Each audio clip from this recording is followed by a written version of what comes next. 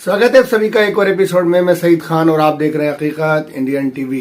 दोस्तों, धारा 370 आर्टिकल 370 पर फैसला सुनाते हुए सुप्रीम कोर्ट के चीफ जस्टिस डीवाई चंद्रचूड़ ने कहा कि राष्ट्रपति को आर्टिकल 370 हटाने का हक है और धारा 370 हटाने का फैसला संवैधानिक तौर पर सही था।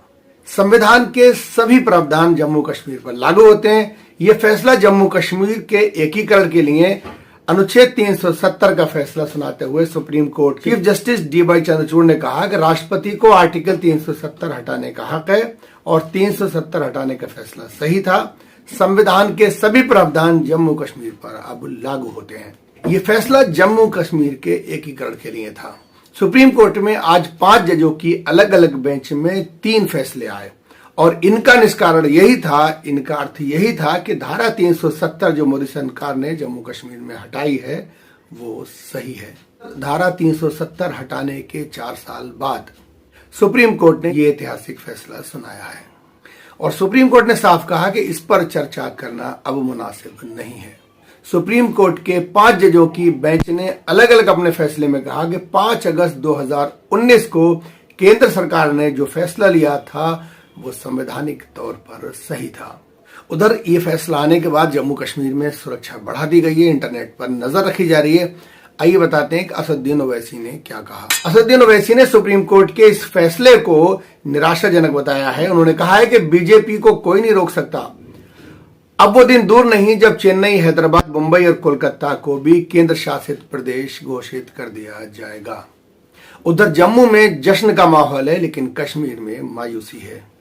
सीनियर वकील कपिल सिब्बल ने इशारों में कहा है कि ये हारने वाली जंग है।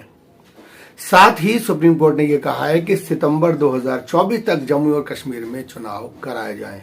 सुप्रीम कोर्ट के इस फैसले पर पीपुल्स कॉन्फ्रेंस के अध्यक्ष सज्जाद लोन ने कहा है कि न्याय फिर कश्मीर के लोगों से दूर हो गया है।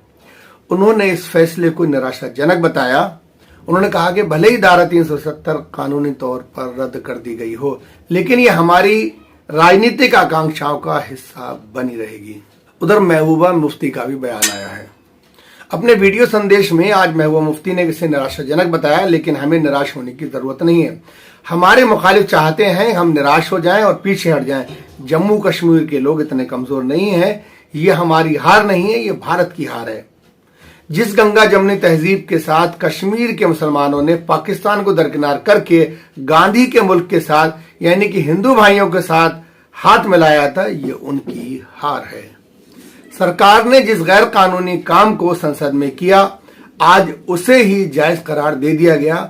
ये सिर्फ जम्मू कश्मीर के लिए नहीं बल्कि पूरे भारत के लिए सजाए मौत है। उधर पूर्व मुख्यमंत्री उमर अब्दुल्ला ने धारा 370 हटाए जाने को निराशाजनक बताया है और कहा है कि हम लंबी लड़ाई के लिए तैयार हैं। उन्होंने ट्विटर पर लिखा कि निराश हूं लेकिन हताश नहीं हूं, संघर्ष जारी रहेगा। भाजपा को यहां तक पहुंचने में दशकों लगे, हम भी लंबी लड़ाई के लिए तैयार हैं। आर्टिकल 370 को लेकर सुप्रीम कोर्ट का ऐतिहासिक फैसला आ चुका है और अब यह फैसला धारा 370 इतिहास के पन्नों में पढ़ी जाएगी। इस अनुच्छेद की सुगबुगाहट 1947 में तब शुरू हुई थी जब राजा हरि सिंह ने पाकिस्तान से बचने के लिए भारत से मदद मांगी थी। माननीय मोदी जी ने धारा 370 को लेकर सुप्रीम कोर्ट के इस फैसले पर खुशी जताई है। जम्मू कश्मीर का स्लोगन देते हुए उन्होंने सोशल मीडिया पर लिखा, धारा 370 निरस्त करने का आज का सुप्रीम कोर्ट का फैसला ऐतिहासिक है। 15 अगस्त 1947 को भारत की संसद द्वारा लिए गए फैसले को संवैधानिक तौर पर सही करार दिया गया। लद्दाख और कश्मीर में हमारी बहनों और भाइयों के लिए आशा, प्रगति और एकता की एक शानदार घोषणा है।